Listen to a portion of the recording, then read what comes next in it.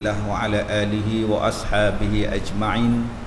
قال الله تعالى: أعوذ بالله من الشيطان الرجيم ولو أنهم رضوا ما آتاهم الله ورسوله وقالوا حسبنا الله سيؤتينا الله من فضله ورسوله إنا إلى الله راغبون.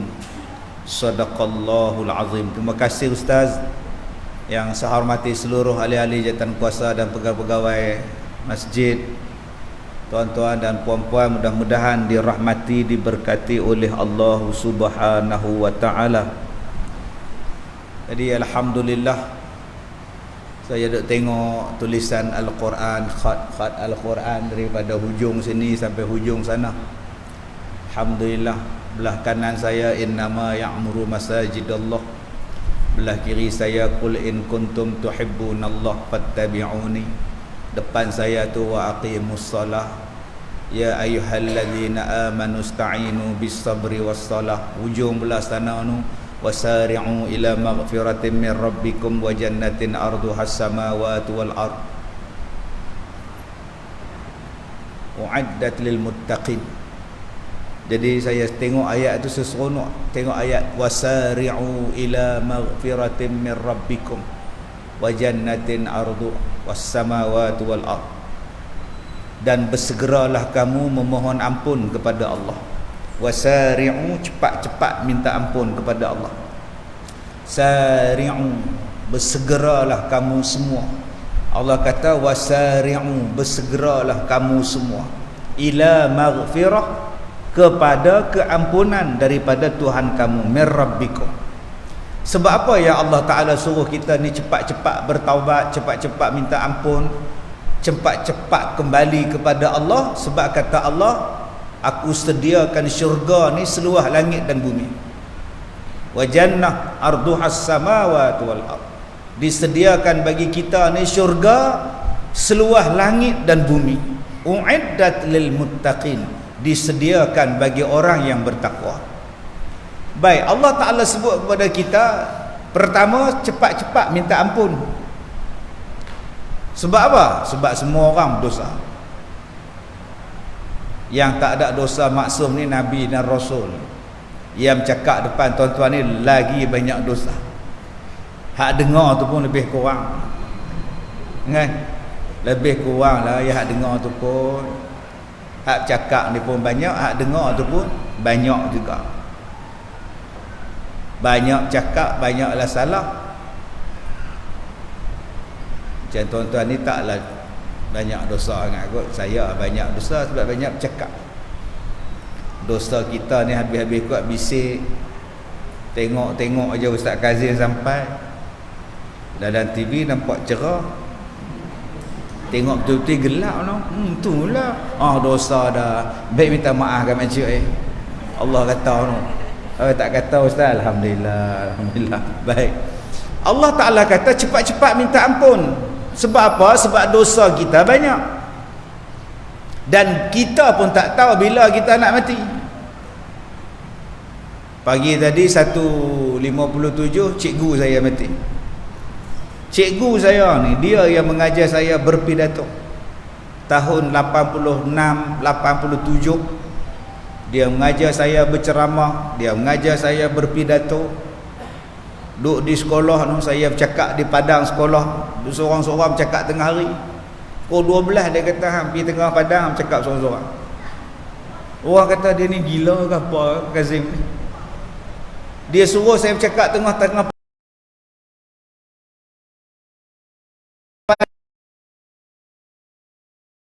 masuk piala diraja, pidato piala diraja masa itu. Dia latih cara nak berbahas, cara nak berceramah. Masya Allah, dia latih saya macam latih askar. Padahal nak berceramah aja pun dia kena cancel pukul 1.57 pagi tadi. Tak ada, tak apalah, dia kena cancel 4-5 tahun. Tiap-tiap hari minta ampun dengan mak. Tiap-tiap hari Allah hapus dosa. tiap-tiap hari orang yang sakit ni Allah hapuskan dosa dia. Lama dia sakit tak ada dosa. Sebab tu akak-akak kalau kita ni diuji dengan sakit, tu duk gaduh apa? Allah nak hapus dosa, gaduh apa? Susah hati apa? Saya ni nak cakap utara kan, nak cakap apa sini tak ni? Nah, belasah lah apa orang tu. Nak cakap batu kura pun boleh. Ni sini ramai orang tu kura ni, boleh cakap tu kura. Nak cakap Banjar pun boleh, bisa ya surah Banjar ni. Ada sini kulaan ni nampak antar kurang, boleh je tentang cakap Banjar ni. Baik, kita cakap nak gaduh apa sakit? Tak gaduh apa? Allah hapuskan dosa. Janji Allah hapuskan dosa, sakit pun tak apa. Miskin pun tak apa, susah pun tak mengapa. Janji Allah hapuskan dosa. Sebab dosa kita banyak. Macam mana cara nak menghapuskan dosa? Salah satunya Allah Ta'ala uji kita. Allah hapuskan dosa kita yang ni yang kita nak, tapi bukan kita nak sakit. Jangan duk doa pula, ya Allah nak santau, jangan. Ya Allah nak aksiden, jangan. Tapi kalau Allah bagi, reda. Surah At-Taubah ayat 59. Walau annahum radu bima atahumullah. Dan sesungguhnya orang yang reda, bersungguh-sungguh dia reda dengan apa yang Allah bagi kepada dia. Bila Allah Ta'ala bagi kepada kita, Allah Ta'ala sebut At-Taubah 59, Allah Ta'ala kata radu, reda. Redalah kamu dengan apa yang Allah Ta'ala bagi pada kamu. Maksudnya reda sungguh-sungguh. Allah bagi ni maksudnya apa? Ada yang Allah tak bagi. Allah bagi dalam bentuk yang Allah tak bagi. Itu pun Allah tak bagi tu Allah bagi juga. Contohnya apa Ustaz? Kahwin, Allah tak bagi anak. Dalam erti kata Allah bagi tu. Allah bagi saya tak ada anak, bagi dalam bentuk tak ada, kena reda juga.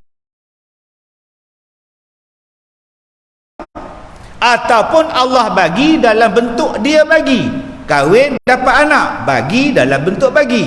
Ada yang bagi tapi tak bagi. Semuanya itu adalah pemberian daripada Allah. Baik ke, buruk ke, dapat ke, tak dapat ke, makbul ke, tak makbul doa ke, semuanya itu daripada Allah. Maka Allah sebut dalam surah At-Taubah tadi, reda dengan apa yang Allah bagi pada kita. Dan reda di situ maksudnya ialah reda sungguh-sungguh. Walau annahum, Allah gunakan perkataan dan jikalau. Dan jikalau mereka itu reda sungguh-sungguh dengan apa yang Allah Ta'ala bagi kepada mereka, apa yang Rasulullah bagi kepada mereka, dan mereka pula berkata waqalu hasbunallah, dan mereka berkata hasbunallah, memadailah bagi kami apa yang Allah Ta'ala bagi pada kami, kami syukur. Sayu'tinallah, sesungguhnya kami Allah akan tambahkan kepada mereka min fadlihi, Allah Ta'ala akan tambahkan kepada mereka kelebihan daripadanya. Subhanallah. Rupa-rupanya tuan-tuan, bila kita reda dengan apa yang Allah Ta'ala bagi dan kita sebut hasbunallah, maka kata Allah, kami akan tambah kepada kamu kelebihan-kelebihan daripada sisi kami. Maknanya Allah Ta'ala akan tambahkan lagi sesuatu yang kita tak tahu apa benda yang Allah Ta'ala nak tambah kepada kita. Sebab itu bila Allah Ta'ala bagi ke, Allah Ta'ala tak bagi ke apa yang kita nak, reda. Nak sampai tahap reda itulah yang susah. Ada orang yang tak reda dengan bulu kening dia, cukup bulu kening, dah cukup gatai pula berpensil 2 bi. Tu macam mana? Ada yang tak reda dengan hidung, dia operate di hidung nak bagi mancung. Ada yang tak reda dengan warna kulit, cari jalan nak bagi cerah, nak bagi putih. Top up sana, sapu krim sana, sapu krim sini, akhirnya putih. Muka putih, tangan gelap. Lagi orang takut. Akak-akak tak takut muka putih tengah hitam? Pasal apa jadi macam ni? Cuba kau redha dengan apa yang Allah Ta'ala bagi pada engkau. Merupakan satu kenikmatan yang besar, ketenangan yang besar. Bila kita ubah ketentuan Tuhan, dia tak akan jadi tenang. Bila kita tak redha dengan apa yang Allah Ta'ala bagi, tak tenang hidup. Cuba redha, tuan-tuan. Allah Ta'ala bagi sakit pada kita, inna lillahi wa inna ilaihi raji'un. Selalu dah saya sebut, bila sakit tu Allah nak bagi kita dekat, balik pada Allah. Inna lillahi wa inna ilaihi raji'un. Kau balik pada Allah.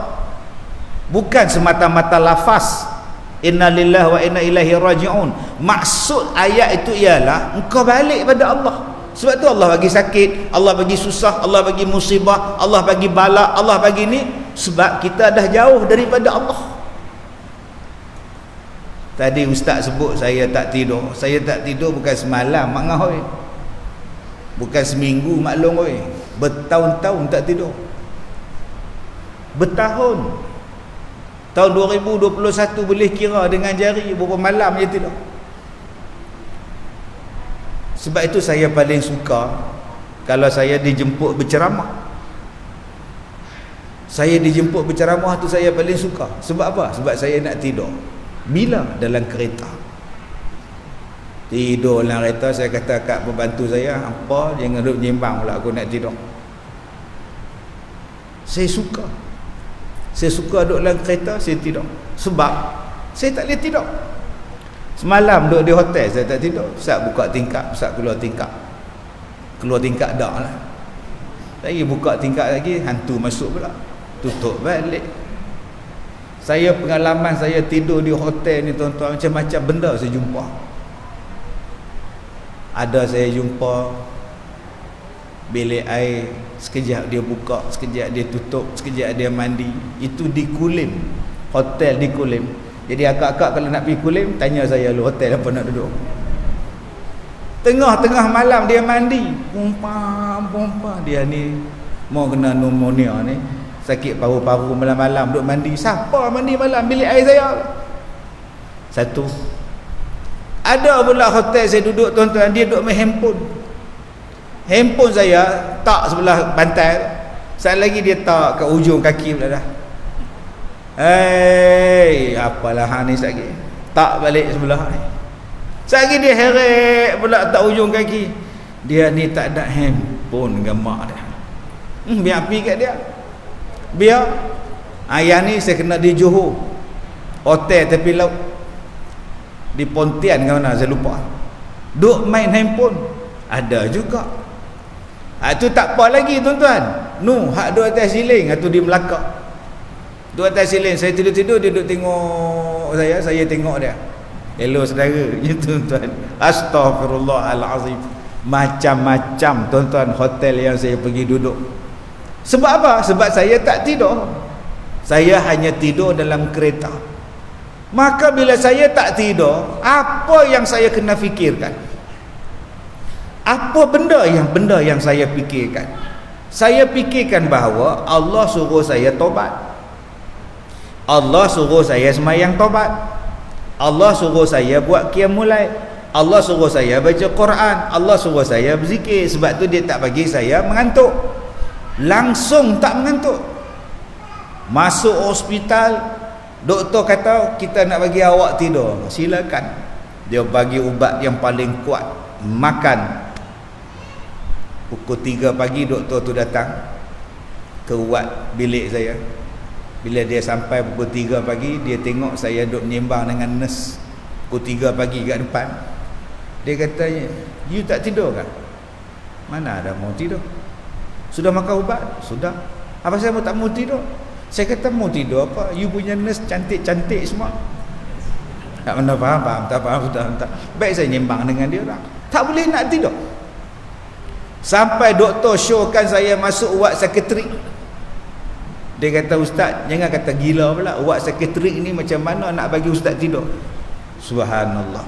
Maka Allah Ta'ala bagi saya tak tidur tu, kalau saya tak ambil kesempatan daripada itu sembahyang taubat, tak ambil kesempatan pada itu untuk mendirikan sembahyang malam, saya orang yang paling bodoh sekali. Saya orang yang paling rugi sekali. Saya orang yang paling tak bersyukur sekali. Sepatutnya engkau dah tak tidur malam, engkau tak letih, siang hari kau bekerja tak penat, sepatutnya malam tu kau ibadat pada Allah. Allah bagi kau sihat supaya kau boleh sembahyang malam. Tengok-tengok saya tak habis buat. Saya kerja tengok TikTok, tengok Facebook, menyembang, tidur, berjalan semua. Alangkah ruginya. Sebab itu kalau kita ni dapat sesuatu benda, ambil kesempatan itu untuk cari pahala. Ambil kesempatan yang sedang kita lalui sekarang untuk cari jalan menghapuskan dosa. Cari jalan bagaimana nak naikkan darjat, bukan mengeluh. Bukan kita mengeluh pada Tuhan, komplain pada Tuhan, marah pada Tuhan. Tak. Cari jalan. Apa kedudukan yang Allah bagi pada kita dalam ayat tadi? Cari jalan macam mana aku boleh masuk syurga dengan jalan yang Allah bagi sekarang ni. Tuan-tuan yang saya hormati, dalam ayat ini Allah Ta'ala sebut wasari'u ila maghfirah, bersegeralah kamu minta ampun. Tadi saya sebut apa? Sebab kita tak tahu bila kita nak mati. Tambah sekarang ni tuan-tuan, mati punya senang. Jogging-jogging mati. Tengah duk tunggu roti canai di restoran mati. Mati mengejut banyak. Main badminton mati, naik basikal mati. Lah, duk saja-saja demam 2 hari mati. Senangnya mati. Kalau mati tengah semayang kan cantik. Mati sedang puasa kan cantik. Ini ada yang mati sedang main gitar. Duk main gitar karan tu, kena karan mati. Ada yang mati tuan-tuan tengah duk joget atas pentas. Joget makcik ni pun mati. Tak nak macam itu. Maka kata Allah, cepat-cepat minta ampun. Minta ampun pada siapa? Nombor 1 pada Allah. Nama dia taubat. Nombor 2 pada sesama makhluk. Ni banyak dosa. Ada orang telefon saya, Ustaz, macam mana nak minta maaf dengan setan? Astagfirullahaladzim. Bodoh betul. Dia tanya, Ustaz, macam mana nak minta maaf dengan iblis? Saya tanya, pasal apa? Kemarin adalah maki dia, terus bersalah sangat. Makcik, oi, awaklah teruk dengan makcik. Nak minta ampun dengan setan. Dia kata kemarin dia ada maki setan. Saya kata setan iblis ni memang wajib maki pun. Sebab tu kita sebut na'udzubillahi minasyaitonirrajim. Jangan duk minta maaf kat setan. Minta maaf setan, makcik kata kat setan, tak payah minta maaf, memang dia makhluk terkutuk. Kena minta maaf dengan makhluk. Semalam ada orang mesej saya, dia kata, Ustaz, kucing dia sakit. Jadi dia nak bagi makan kucing tu, dia cekik tu kucing tu, cekik-cekik mampu kucing tu. Tercekik kuat. Habis itu macam mana nak minta maaf kat tumpuk, Ustaz? Mana saya tahu, yang habis cekik dia pasal apa?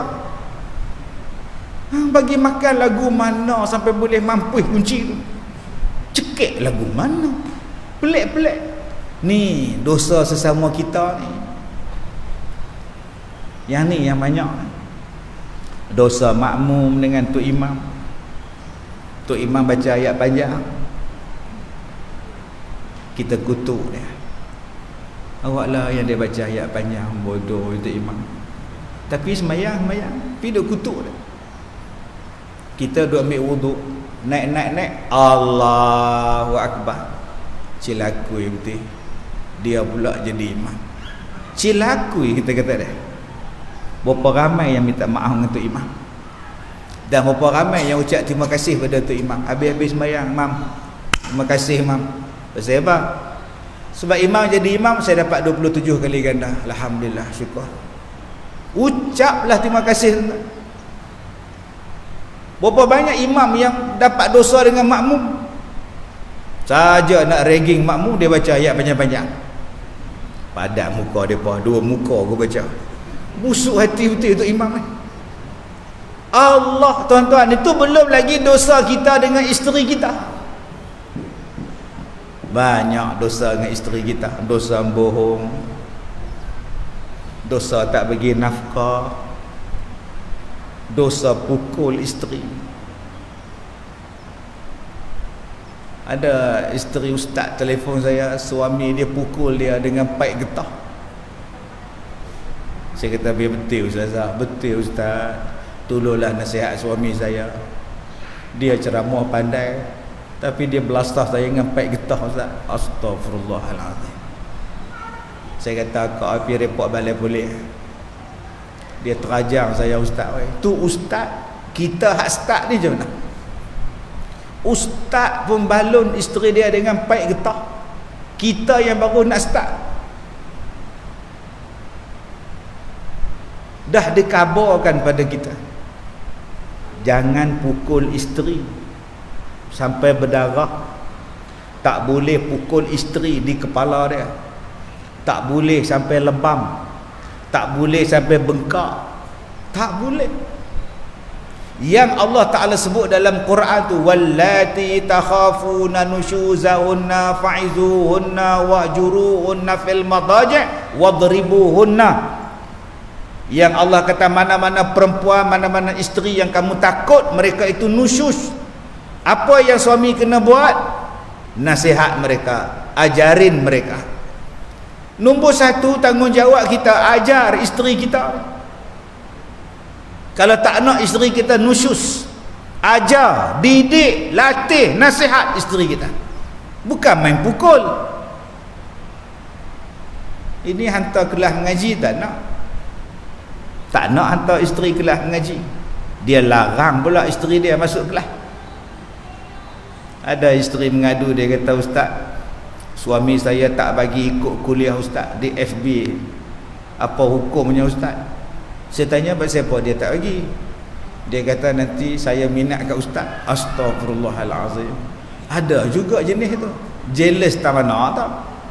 Ada satu opah tu, dia ketua kelas, 2-3 minggu dia tak datang. Saya tanya pada kawan-kawan dia, mana kak kita ni lama tak datang? Suami dia tak izinkan datang ustaz. La innalillah. Pasal apa? Atas suami dia marah pada dia. Kenapa pula? Sikit-sikit Ustaz Kazim, dia sampai latah pun dia sebut nama ustaz. Ustaz Kazim latah tuan-tuan. Astaghfirullahalazim. Ya makcik tu pun banyak lagi ustaz lain boleh latah. Bila sebut nama ustaz lain, Zuaripin ke, Awi ke, banyak lagi. Tuan-tuan yang saya hormati, tanggungjawab kita, Allah sebut ajari mereka. Tak boleh nak ajar, hantar belajar. Kita ada ustazah, kita ada asatizah, pergi mengaji supaya isteri kita jadi orang baik. Daripada awal kita kahwin dah 40 tahun, 30 tahun, berapa benda yang kita ajar isteri kita. Isteri kita dah bersih daripada haid 4 hari lepas. 4 hari lepas dah bersih haid. Hari kelima datang pula haid. Dia tanya pada kita, abang, dah bersih 4-5 hari dah, ni datang pula, ni darah apa? Darah apa ni abang? Manalah aku tahu kamu punya. Nampak jawapan isteri tu? Manalah aku tahu kamu punya. Suami kena tahu apa darah ni, walaupun suami tu tak berdarah. Tak boleh dia cakap, mana aku tahu kau punya. Tanya orang pula, kata dia, abang, kena ambil tahu bang, ini darah fasad, ini darah haid, ini darah istihadah, ini darah apa ini? Kena belajar. Kalau tak mampu nak ajar, hantar isteri belajar. 2, Allah Ta'ala sebut, wahjuruhunna fil madaji'. Kalau masih lagi degil, melawan, pisahkan tempat tidur. Allah tak suruh pukul. Last sekali wadribuhunna, last sekali dah tak boleh nak buat apa, baru pukul. Dalam inilah ramai orang lelaki yang salah. Bila dia pukul isteri dia, dia buat keluar ayat Quran. Ni nampak tak? Allah kata pukul isteri. Boleh aku pukul kamu. Dia tak belajar huraiannya.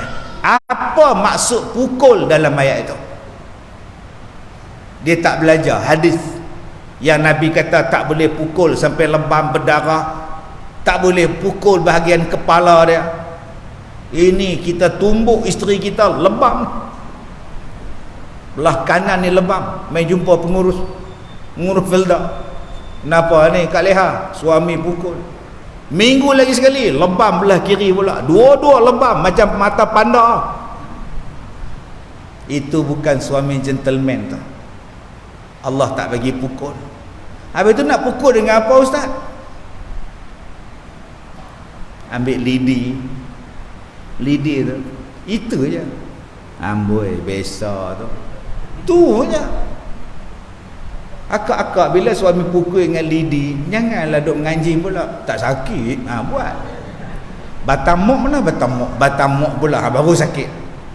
Tak pun diambilnya kain tuala tu, gitu je. Abang-abang kalau pukul macam tu, amboi, cukup terasa lah.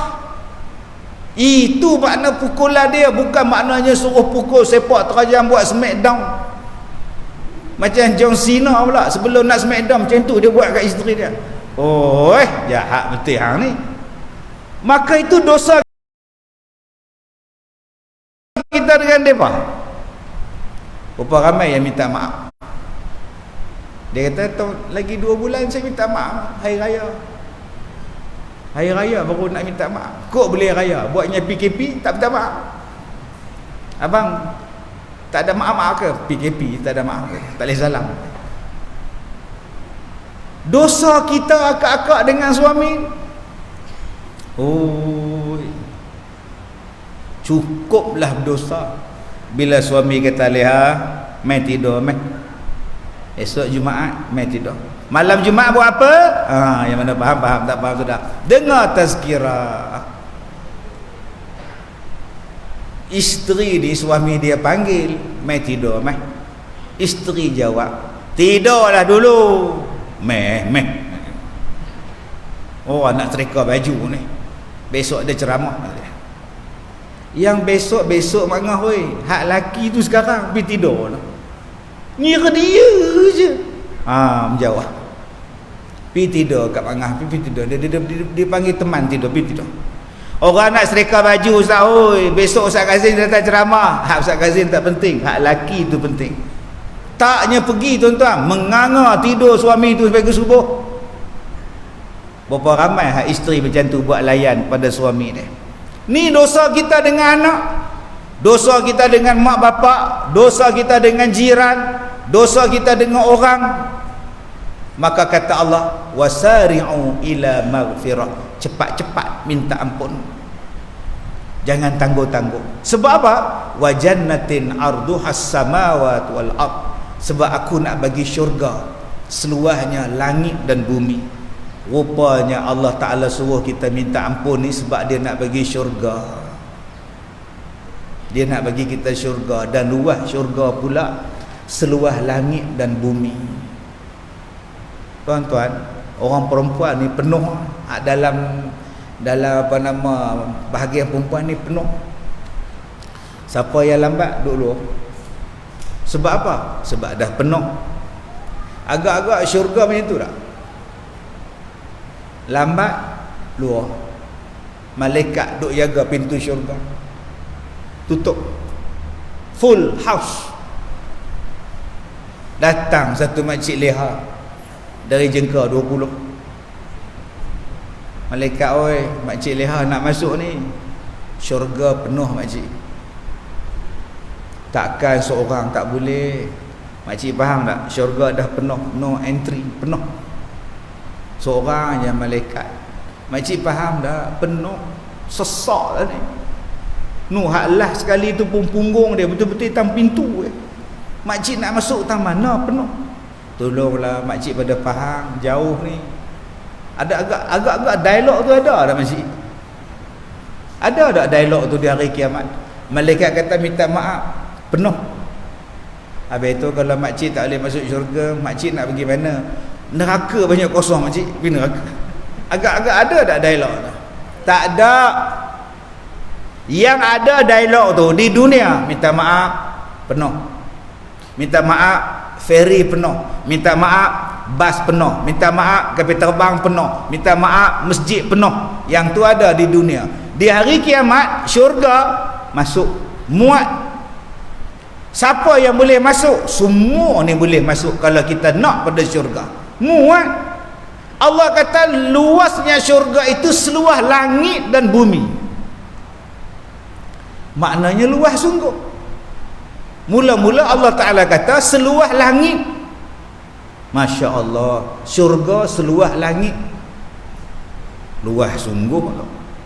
Kita duk tengok langit, ini baru langit dunia. Ni langit dunia, sama'ud dunia, langit dunia. Atas pada dia. Mana ada orang jumpa hujung langit? Saya dah kata dulu dah, yang jumpa hujung langit ni 3 orang. 3 orang saja yang pernah jumpa hujung langit. Masihkah kau ingat kita berlari-lari di kaki langit? Dia orang aja pernah jumpa kaki langit. Nama dia Kopratasa. Jadi macam mana rupa langit tu? Tuan-tuan tanya Kopratasa. Saya tak pernah jumpa. Manusia yang pernah sampai ke langit tu Nabi Muhammad. Ustaz, hari tu di Terengganu ada seorang dia pergi ke langit juga, nama dia Ayah Pin. Oh, itu Ayah Pin, Ayah Pan lain tuan-tuan. Itu bohong punya orang. Yang lain tak pernah sampai. Kok Nabi Isa duduk di langit? Seluas langit dan bumi layak kita masuk. Sama aja boleh masuk. Kalau kita berkehendak untuk masuk, muat untuk masuk. Dan kata Allah lagi, luasnya syurga itu seluas bumi. Luas sungguh syurga ni ustaz, seluas langit dan bumi. Tapi sayang tuan-tuan, hari ni orang sebut bumi ni kecil, bulat, sedangkan Allah kata bumi tu luas. Banyak tuan-tuan, semalam saya sebut dekat stadium, berapa banyak yang kita belajar bercanggah dengan apa yang Quran ajar.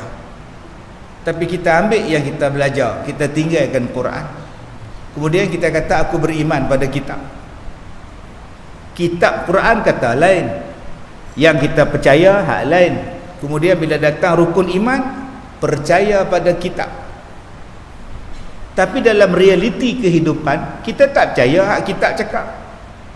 Allah kata manusia ni daripada Adam, tapi kita belajar manusia ni daripada beruk. Teori Darwin, pakat duk belajar Darwin. Manusia daripada beruk, manusia zaman batu, manusia zaman purba, manusia duduk dalam gua. Yang Allah Ta'ala sebut dalam Quran, wa'allama adamal asma'a kullaha thumma aradahum 'alal malaika. Kami ajar pada Nabi Adam semua nama-nama benda. Semua nama-nama benda. Sampai Nabi Adam tahu segala-galanya. Tapi kita belajar dalam sejarah, manusia dulu bodoh, tak erti bercakap, guna bahasa isyarat, duduk dalam gua. Nak menyala api pun tak pandai, nak masak pun tak pandai, makan daging mentah-mentah. Logik tak logik tuan-tuan? Pergi ambil batu belaga, nak bagi jadi api, maka dapatlah api. Tuan-tuan depan tu berlambak batu tu, makcik leha api menyalakan api dengan batu tu, boleh tak? Ambil 2 biji batu makcik leha api menyala api, saya nak tengok bila nak menyala api. Tahun depan pun tak menyala, duk totak, biar penting kau. Allah kata aku dah ajar Nabi Adam semua nama benda. Sifat dia tu daripada syurga tu datang ni. Jadi jangan kita duk percaya yang orang putih duk kata Nabi Adam tak pakai baju, Nabi Adam manusia yang pertama makan daging rusa, daging mentah-mentah. Siapa cakap? Anak Nabi Adam dah menternak, anak Nabi Adam dah bercucuk tanam, dah bertanam sayur, bertanam buah-buahan, dah bertanam makanan.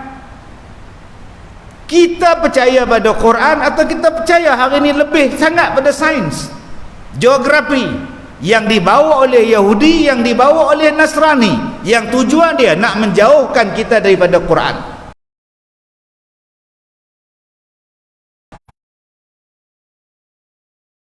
Di hari kiamat nak minta syurga, tapi dalam dunia ni tak percaya dengan Allah yang menurunkan Al-Quran pada kita, sedangkan syurga tu milik Tuhan. Kena betul balik tuan-tuan, banyak benda Kita belajar dalam Quran, wasyamsu tajri li mustaqarrin laha dzalika taqdirul azizil alim wal qamara qaddarnahu manazila hatta 'ada kal urjunil qadim lasyamsu yanbaghi laha an tudrikal qamar wal lailu sabiqun nahar wa kullun fi falakin yasbahun. Quran cukup jelas sebut matahari berjalan pada paksinya, wasyamsu tajri li mustaqarrin laha, matahari itu berjalan pada tempat dia, bulan berjalan pada tempat dia, bumi yang tak berjalan. Yang kita belajar, matahari tak berjalan, bumi duk pusing matahari. Tak ke bercanggah dengan Quran? Quran kata matahari yang berpusing, Quran kata bulan yang berpusing, bumi tak pusing. Yang kita belajar, matahari duk diam, bumi duk pusing dekat dia. Dan kita tak boleh kata ini agenda ni, benda ni benda kecil je ustaz. Benda kecil kau cakap mengubah ayat Quran, menghilangkan keyakinan kita pada Quran. Itu baru masuk tentang bulan, bintang, matahari. Kita dah lari jauh tuan-tuan daripada Al-Quran. Tak malu ke kita tuan-tuan, kita duk baca Quran bulan Ramadan, nama dia tadarus, tapi kita tak percaya dengan Quran cakap, dengan Al-Quran bagi tahu. Sebab apa? Sebab kita meyakini dan kita diajar untuk meyakini bahawa inilah yang betul. Ada orang dia jual tanah di planet Mareh, tanah lot. Makcik tak nak beli tanah lot di planet Mareh. Dia kata di bumi ni tak boleh nak hidup lah. Mai setahun 2 kali banjir, habis reban rumah makcik. Makcik nak pindah pergi mana? Planet Mareh. Dia jual tanah lot entah. Pihak NASA kata kita dah hantar dah kapal angkasa ke planet Mareh dan kita jumpa air di planet Mareh. Maknanya manusia boleh hidup di planet Mareh. Kalau tuan-tuan rajin pergi planet Mareh, naik bel terbang, mana makna nak pindah dah, buat filter kat Mareh. Sedangkan Allah Ta'ala sebut dalam Quran surah Al-A'raf, وَلَقَدْ مَكَّنَّاكُمْ فِي الْأَرْضِ وَجَعَلْنَا لَكُمْ فِيهَا مَعَايِشْ قَلِيلًا مَا تَشْكُرُونَ. Panjang kurun. Dan sesungguhnya kami jadikan bumi ini tempat tinggal kamu, dan hanya di bumi ini ada kehidupan. Dah, di bumi ini tempat tinggal kamu, dan di bumi ini hanya ada kehidupan. Yang macam kamu sekarang ni hanya ada di bumi. Qalilam ma tashkurun. Sedikit sangat kamu ni yang bersyukur. Yang tuan-tuan percaya manusia boleh hidup di bulan, boleh hidup di planet Mareh, tu siapa suruh percaya? Allah kata di bumi ni saja hang boleh hidup. Kalaulah manusia boleh hidup di planet Mareh, bila nak tertegaknya hukum? Bila nak tegak hukum? 4 orang perompak merompak sebuah kedai emas di Temerloh pagi tadi. Kerugian dilaporkan sekitar RM500,000. Pihak polis sedang mengesan perompak-perompak tersebut. Agak-agak bila kena tangkap? Esok lusa kena tangkap. Long Tiger pun kena tangkap. Nak nyorok maupun tak. Cuba bayangkan manusia boleh pergi ke planet Mareh. 4 perompak merompak kedai emas di Temerloh mengakibatkan kerugian RM500,000. Pihak polis percaya perompak-perompak tersebut telah melarikan diri ke planet Mareh. Agak-agak bila boleh tangkap tuan-tuan? Makcik ni gantung tak tali, janda pun tidak, bini orang pun tidak. Mana suami kamu kat Leha? Dah pindah ke planet Pluto, kata dia. Bila nak tegaknya hukum?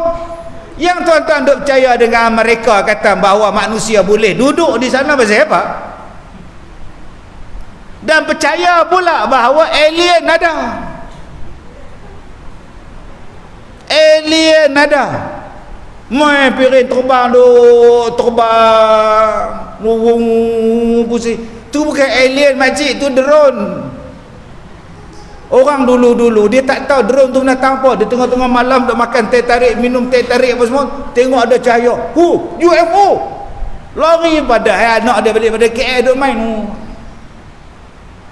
Allah Ta'ala kata dah bahawa manusia ni sebaik-baik bentuk kejadian. Laqad khalaqnal insana fi ahsani taqwim.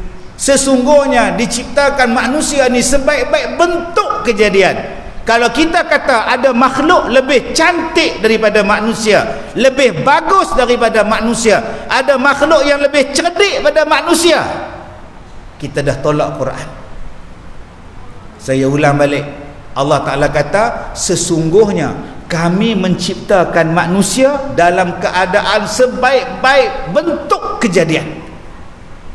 Maksud sebaik-baik bentuk kejadian tu apa? Nombor satu, rupa paras. Rupa paras kita lawa. Semua kita cantik. Semua. Cantik apa Ustaz? Hidung pesek.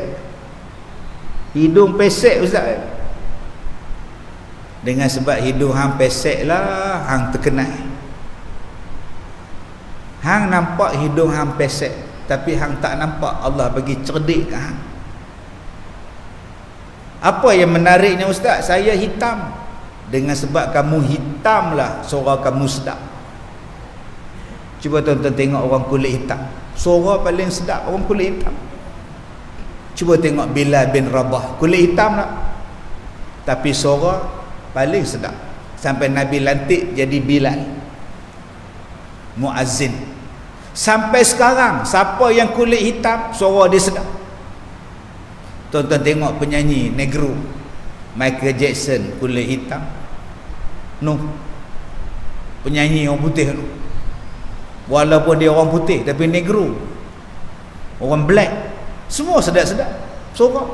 Whitney Houston dulu ni, suara lah Allah Ta'ala bagi kat dia. Tuan-tuan tengok lah hak buta tu, Stevie Wonder, buta, kulit hitam. Sampai sekarang Allah Ta'ala bagi, tak nampak lagi kelebihan dia.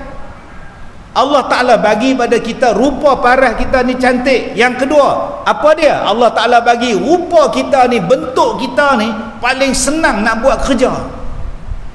Dia bagi kita 5 jari.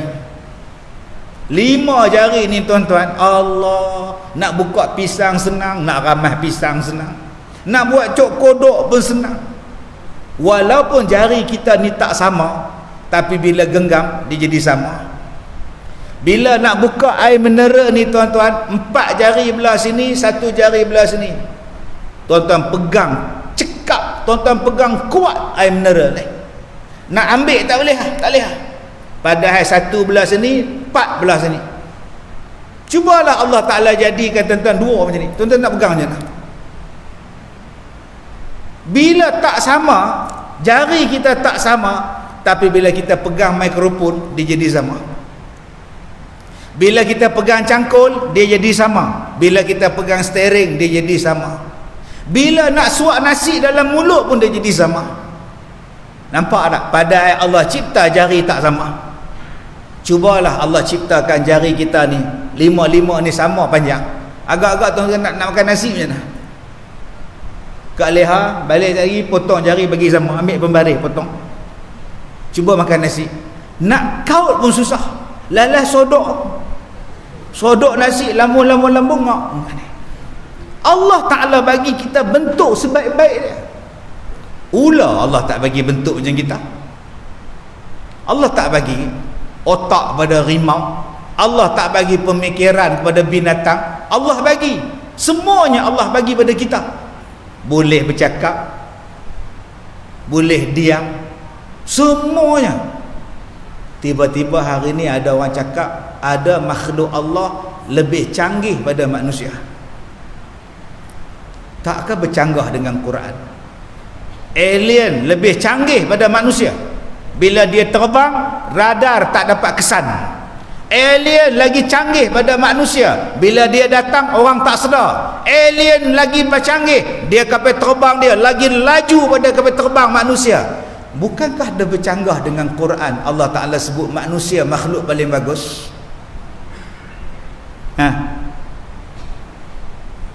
Cuba tuan-tuan tengok hari ni, 2 tahun 3 tahun kita jadi susah. 2 tahun 3 tahun ni kita jadi susah. Ada makhluk yang menyusahkan kita. Biar betul tuan-tuan. Adakah makhluk itu lebih canggih pada manusia?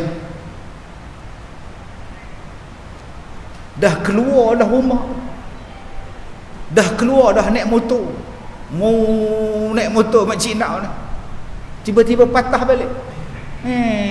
Balik. Suami tanya, kenapa? Face mask tertinggal. Apa masalah? Adakah satu makhluk yang betul-betul menyusahkan kita sampai kita nak pergi mana pun kena pakai menatang tu? Selapis tak cukup, 2 lapis tak cukup, sampai 3 lapis ni. Baik pakai pampers. Ambil pampers anak Allah, boh ni prop sini jalan. Takkan penyakit ni tak dapat diselesaikan? Sedangkan Allah Ta'ala sebut dalam Quran, tidak ada makhluk dalam dunia ni yang boleh mengatasi manusia. Cuba fikir. Sebab tu saya berkali-kali saya cakap, kaji balik menatang ni. Adakah Allah menciptakan suatu penyakit yang mana penyakit itu menjadikan sunnah Nabi tak sesuai? Allah kata dalam Quran, ittabi'u ma unzila ilaikum mir rabbikum wa la tattabi'u min dunihi awliya. Al-A'raf ayat 3. Ikutlah kamu apa-apa perintah yang telah diturunkan kepada kamu, jangan ikut yang lain, kata Allah. Jangan ikut yang lain, ikut yang aku suruh, yang Nabi aku suruh. Kemudian dalam masa yang sama, Allah datangkan virus yang menjadikan manusia tak boleh ikut perintah Allah. Logik ke tak logik? Allah suruh ikut perintah dia, tiba-tiba Allah Ta'ala datangkan penyakit yang menjadikan manusia tak boleh ikut perintah dia. Kan pelik tu tuan-tuan. Mana mungkin satu perintah Allah dibatalkan perintah itu dengan satu penyakit? Sedangkan Nabi dah tak ada. Yang boleh mangsuh tak mangsuh ni kalau Nabi masih ada. Nabi dah cukup dah. Al-yawma akmaltu lakum dinakum wa atmamtu alaikum ni'mati. Hari ni agama dah sempurna, selesai dah. Tak ada tokok tambah lagi, tak ada kurang-kurang lagi. Tiba-tiba ada penyakit yang menjadikan kita tak boleh ikut agama. Kan pelik. Hari ni nak bersalam pun takut. Siap tanya lagi, boleh salam lah. Sedangkan Nabi kata bersalamlah menggugurkan dosa. Hari ni semua ubah salam, tak macam ni. Tak mana gugur dosa kita pun tak tahu. Hak salam tu Nabi suruh, hak ni bukan Nabi suruh, tapi kita buat. Pasal apa? Penyakit. Biarkah penyakit boleh datang dengan salam? Biar betul kau. Allah Ta'ala bagi udara pada kita ni, sedutlah udara ni untuk kamu. Tapi hari ni kita tak boleh sedut penyakit. Allah, kita minta pada orang, kajilah balik apa yang kita cakap dalam Quran, kita baca dalam Quran. Lain sangat dah sekarang ni, dah berbeza sangat. Kita takut tuan-tuan, secara halus kita dah mula jadi tak kena. Ni gelas bubuh air panas, teh panas. Orang tua-tua dulu kalau nak bagi sejuk, dia buh dalam piring, satgi sejuk dia minum. Orang tua mai budak-budak pula nak bagi sejuk, dia buat macam mana?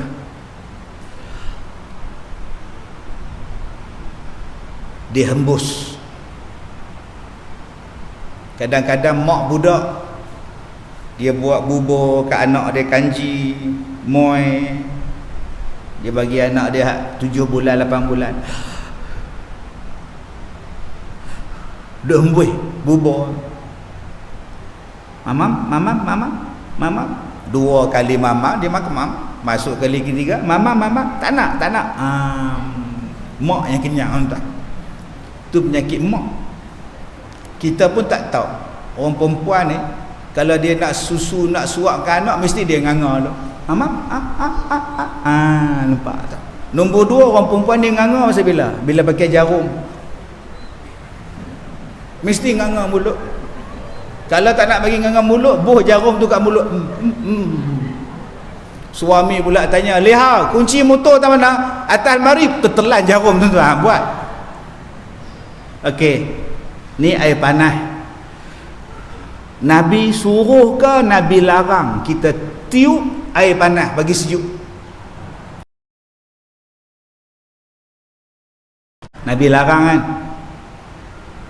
Nabi larang. Pasal apa? Carbon dioxide yang kamu keluarkan masuk, kamu minum balik. Nabi larang. Penyakit untuk kamu. Biar dia hembus.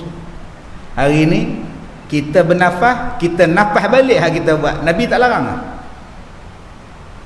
Tuan-tuan faham tak saya kata ni?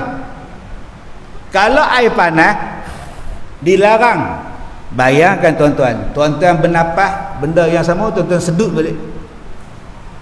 Tuan-tuan bernafas, tuan-tuan sedut balik, bukan daripada oksigen. Untuk jangka masa panjang, apa akan jadi pada jantung kita? Apa akan jadi pada pernafasan kita? Menyedut balik benda yang patut dikeluarkan. Ini yang perlu dikaji. Tapi bila saya cakap macam ni, orang marah saya, Ustaz Kazim bukan ahli. Tapi yang kita bercakap ni ialah Allah sebut dalam Quran, kamu adalah makhluk yang terbaik. Mana mungkin makhluk lain boleh mengatasi kamu? Gajah tak boleh lawan kita, rimau tak boleh lawan kita, ular tak boleh lawan kita, kuman pun tak boleh lawan kita. Tapi hari ni seolah-olah kuman dah menang pada kita. Sampai dia ubah semua. Nak pergi sekolah dia ubah, nak menikah dia ubah, mati pun dia ubah cara mati. Nak mandi pun dia habis ubah. Dahsyat betul kuman ni. Bukankah ini dah bercanggah tuan-tuan? Beranilah untuk mengkaji. Beranilah keluar daripada sesuatu yang bercanggah dengan agama kita. Kalau demam denggi datang daripada nyamuk Aedes, kalau malaria nyamuk tiruk, kalaulah ada penyakit taun daripada air, denggi nyamuk, tiruk nyamuk, malaria nyamuk, kencing tikus, ni penyakit ni daripada mana? Saya ni ada kencing manis ni dalam masjid ni, separuh kencing manis, separuh lagi kena kencing. Astagfirullahalazim. Dia mesti ada punca. Pasal apa kencing manis? Makan gula, tidur tak, makan nasi sehari 10 kali, memang naik kencing manis. Setiap satu benda mesti ada punca. Pasal apa Kak Leha mengandung? Tak tahu, tiba-tiba mengandung. Biar betul Kak Leha. Itulah Kak Leha tak buat apa pun. Ya, suami ada. Hak ustaz yang mengandung tak ada suami, hak tu pun mesti ada punca. Anak makcik tak ada siapa kahwin ustaz, tiba-tiba mengandung. Ya ke? Mesti ada punca. Tiba-tiba penyakit ni tak tahu punca apa. Dulu mereka kata kelawar. Ada tuan-tuan tengok orang musnahkan kelawar? Tak ada. Kelawar kata kelawar pun tak mengaku. Adakah benda ini dirancang, dibuat dalam makmal, disebarkan sehingga mengubah sistem kita? Allah Ta'ala jadikan Islam, Allah Ta'ala jadikan sunnah, Allah Ta'ala jadikan Al-Quran tu cantik dah, kamu ikut saja. Tiba-tiba ada benda lain yang mengubah sistem yang Allah Ta'ala turunkan. Yang ni yang saya sebutkan tadi, kena kaji balik. supaya kita ni tak lari daripada agama kita, kita tak tinggalkan Nabi kita, kita tak buat benda hak Nabi larang. Sebab kita nak jumpa Tuhan. Tuan-tuan nak jumpa siapa? Tuan-tuan nak minta tolong siapa di hari kiamat? Kita nak minta tolong daripada seorang laki-laki, nama dia Nabi Muhammad sallallahu alaihi wasallam. Bayangkan bila sampai di hari kiamat nak minta syafaat, Nabi tak mengaku umat. Macam mana? Nabi kata, laisa minni, kamu bukan daripada aku. Nabi tak mengaku umat. Sebab apa Nabi tak mengaku umat? Sebab waktu hidup dalam dunia, kamu laki-laki, kamu nak jadi perempuan. Nabi tak mengaku umat. Laisa minni, kata Nabi, bukan daripada aku. Jantan nak jadi perempuan. Sekarang banyak entah. Banyak dengan bangga lagi duk tanya punggung ke orang. Punggung jantan. Duk gelek. Saya perempuan tau. Suara pun jantan nak mengaku perempuan. Ada yang jadi gay, menikah dengan Mak Saleh di Jerman. Dia lelaki, suami dia lelaki, nikah, bagi bunga lagi. Astagfirullahalazim. Hang jantan, lelaki hang pun jantan. Tu kalau lembu pun tengok, lembu kata apa? Teruk sungguh. Tu yang lembu duk geleng kepala sampai duk makan rumput. Bodoh. Lembu pun cari betina. Nabi tak mengaku umat, orang yang buat lewat. Lagi siapa yang Nabi tak mengaku umat? Yang tak mengaku umat ni orang yang putus silaturahim. Lagi, siapa yang akan ditarik daripada telaga Kausar waktu sama-sama nak minum, malaikat humban jauh-jauh. Nabi tanya pada malaikat, mereka itu umat aku, mereka itu umat aku, kenapa dihumban? Selepas peninggalan kamu wahai Muhammad, mereka melakukan sesuatu yang kau tak pernah buat. Berapa banyak benda yang Nabi tak buat sekarang ni kita buat merata. Yang Nabi larang kita pakat bangga buat pula. Sampai di hari kiamat nak minum telaga Kausar, ada layak. Nak minta syafaat, ada Nabi nak bagi. Kita pegang satu ya pagi ni.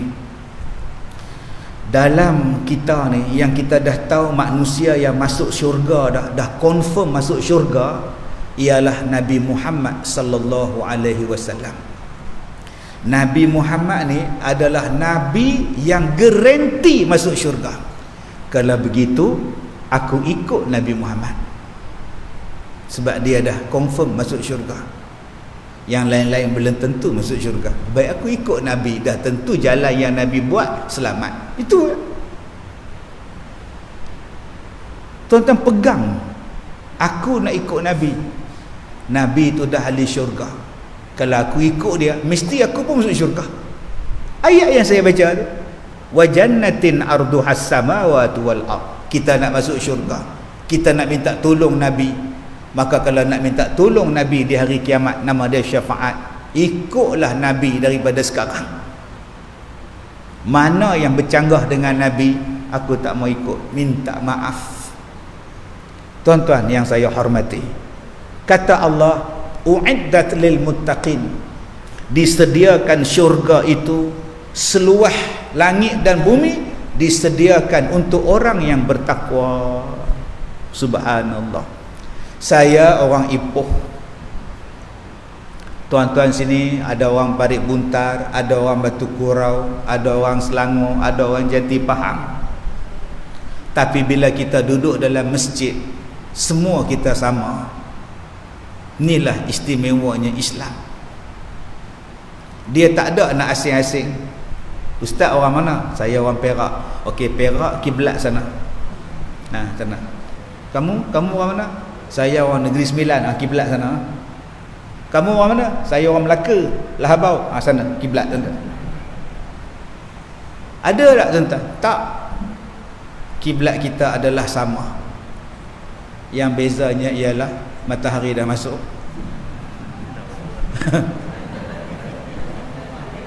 Jadi minta pada pengurusi masjid, nombor 1, di antara benda yang menjadikan panas ialah cermin. Kena tutup lubang cermin ni supaya tak jadi panas. Nanti pasang aircon pun tak sejuk. Pasal cermin ni dia memasukkan haba panas. Jadi dah sampai masanya tuan-tuan, cermin ni tuan-tuan kena tutup. Tak kira lah buah bata ke, tutup dengan apa-apa sajalah supaya tak masuk.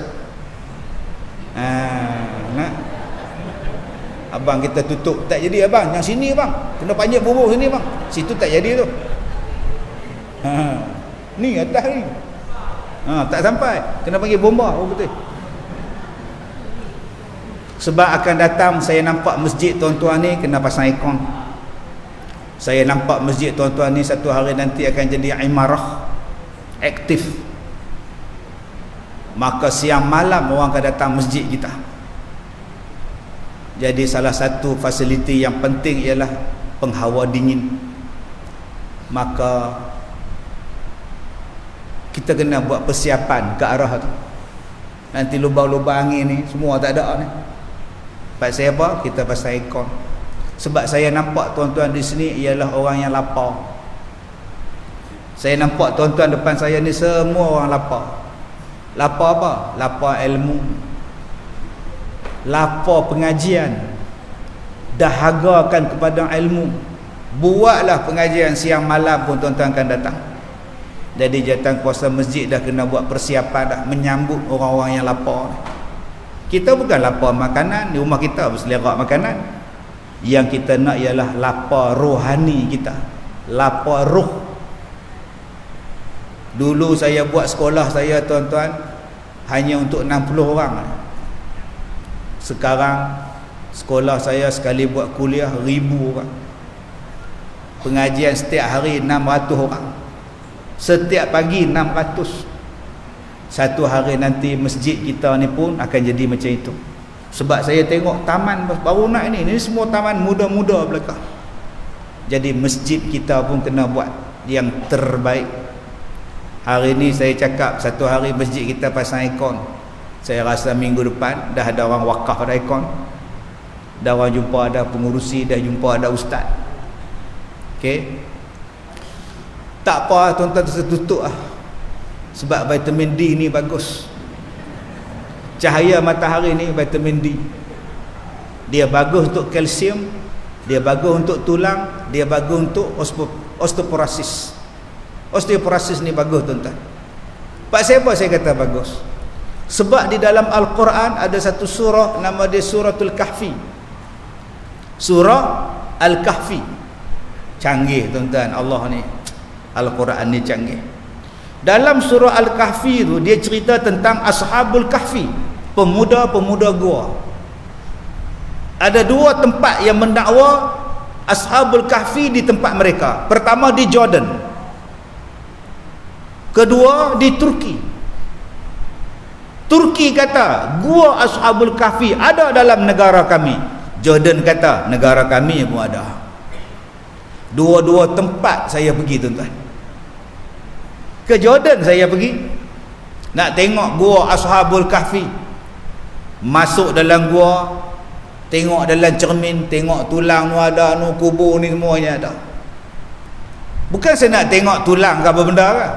Yang saya nak tengok matahari. Sebab dalam Quran sebut pemuda-pemuda gua, dia tidur dalam gua, matahari naik, turun. Allah cerita detail. Matahari tu naik. Bila dia naik, bayang mereka ke arah mana, bila turun, bayang mereka ke arah mana. Nak tahu mana satu gua yang betul, tengok Quran. Quran bagi tahu ialah cahaya matahari dia naik macam mana. Ayat 19 suratul Kahfi, wa tahsabuhum aiqadha wa hum ruqud wa nuqallibuhum zatal yamin wa zatal shimal wa kalbuhum basitun zira'a bil wasid law ittala'ta 'alaihim lawallaita minhum firara wa lamulita minhum ru'bah. Ayat ni selalu saya baca. Ayat ni saya selalu baca bila saya tinggal rumah. Saya baca ayat ni.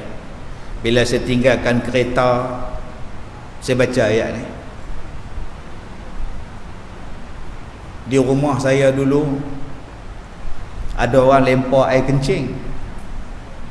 Dia botol kaca, dia baling daripada jalan, dia lempar, pecah.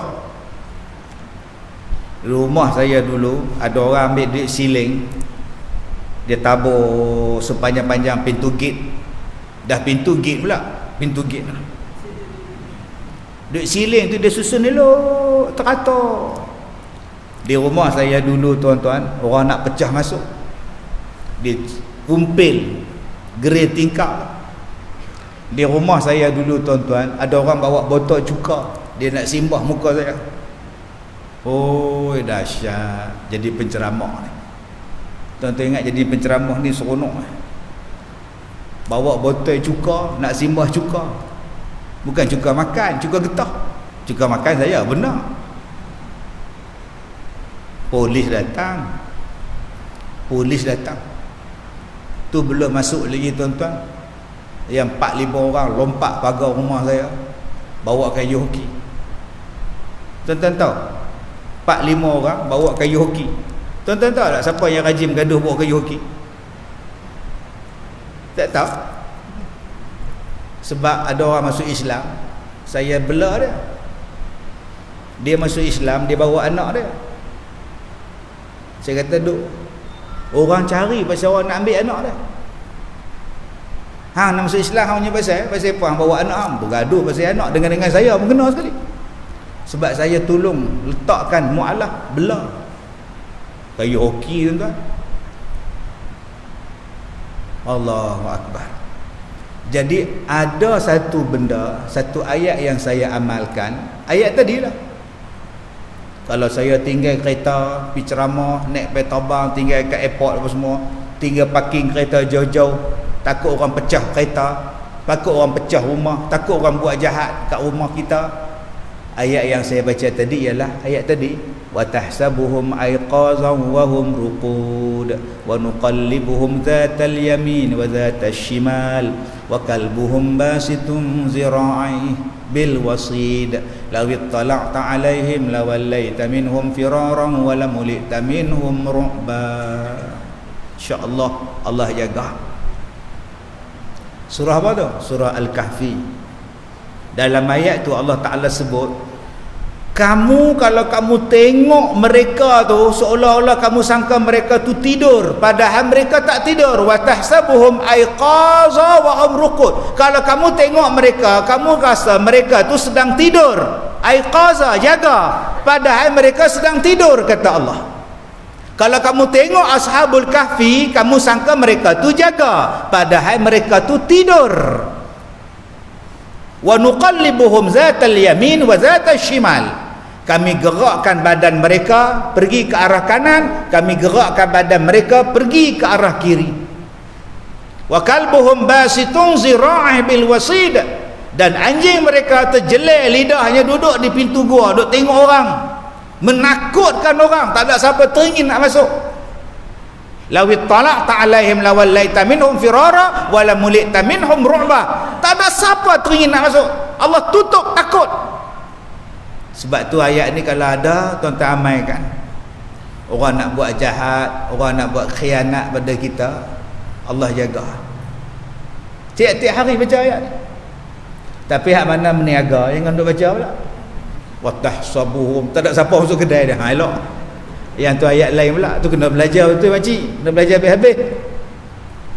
Baik, dalam ayat kisah Ashabul Kahfi tu, Allah Ta'ala cerita tentang matahari. Matahari sentiasa menyinari mereka pagi, turun balik, pagi, esok naik balik, pagi, naik balik. Allah sebut cahaya matahari sebelah pagi.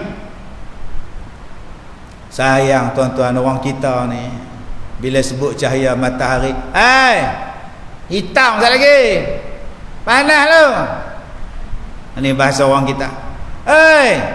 Panas ni. Tengok cerita Korea. Orang tua-tua dulu waktu matahari ni lah dia duduk berkebun. Waktu sekarang lah duduk sampah-sampah masjid dulu-dulu ni. Sekarang anak-anak kita tak ada apa, duk main, duk dalam bilik pasang aircon, dia tak kena cahaya matahari. Tuan-tuan, 309 tahun Ashabul Kahfi tidur, badan tak reput, tulang tak reput, gigi tak reput. Allah bolakkan belah kanan, Allah bolakkan belah kiri supaya darah dia berjalan, supaya dia tak melekat badan dengan tanah. 309 tahun dia orang tidur, bayangkan. Supaya darah berjalan elok, Allah bolakkan kanan, Allah bolakkan badan mereka belah kiri. Itulah kerja dah. Tapi sayang tuan-tuan, kita jarang bersenam. Kalaulah kita bersenam, kalaulah kita bersenam waktu pagi, matahari naik, itulah waktu duha. Sekarang ni lah tuan-tuan, waktu itulah kita berpeluh, waktu itulah kita buat kerja, tulang jadi kuat, gigi jadi kuat, badan jadi sihat. Allah sebut dalam Quran Suratul Kahfi. Jom lepas ni tuan-tuan, pukul 9.30, pukul 10 buat kerja. Kita dulu buat kerja masuk ladang, berpeluh-peluh sekarang ni. Jom kita buat balik cahaya matahari ni tuan-tuan. Tapi sayang, yang main cahaya matahari ni orang putih, berjemur orang putih.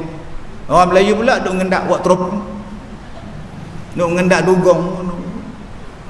Aduh, fikir tuan-tuan, dalam Quran apa benda yang tak ada? Semua ada dalam Quran.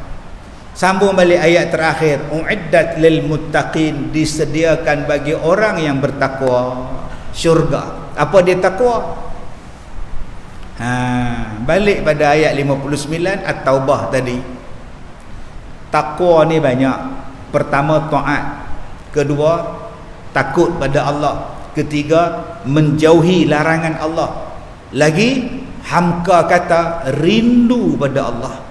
Apa lagi takwa? Cinta pada Allah. Apa lagi takwa? Redha kepada Allah. Apa lagi takwa? Sayang kepada Allah, mengharap pada Allah. Itulah nama dia, takwa. Dan Allah Ta'ala kata disediakan syurga untuk orang macam ni. Persoalan dia, kita rindu kepada Allah. Nak mengubat rindu, Allah Ta'ala bagi pada kita 5 kali sehari semayang. 5 kali. Saya, sekolah saya tu ada surau besar ni lah, surau dia lebih kurang. Ada satu orang main cekak pinggang.